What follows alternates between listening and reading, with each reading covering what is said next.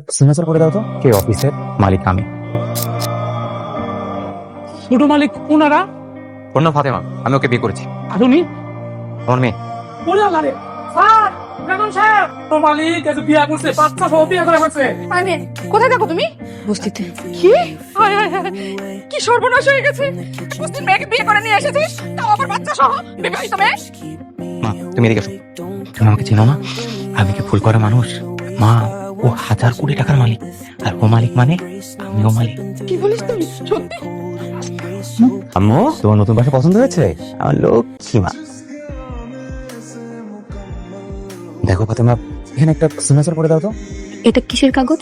এই সে যাদের কোম্পানির মালিক আর কি। হাল তো মনে হয় আমারই ধরতে হবে। অবস্থা মানে এভাবে চলতে থাকলে তো কোম্পানি লাটে পড়বে। কাল থেকে আমি কোম্পানিটা দেখি। মায়ের সাথে একটু কথা বলে নেই। না না, কি দরকার? এর মধ্যে মাকে আনার কোনো দরকার নেই। ফোন করে দাও, এখানে কোনো সমস্যা নেই। শালার একেবারে সব সম্পত্তি লিখে নিলে ভালো করতাম রে। ইস। এই অফিসের বর্তমান মালিক শেজাদ চৌধুরী আর নেই। অফিসের মালিক আমি। আমি ক্লিয়ার?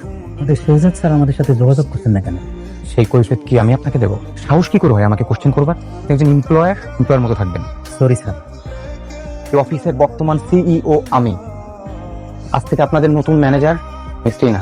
থেকে এই অফিসে তুমি যা বলবে তাই হবে। Okay darling. No fish, only work.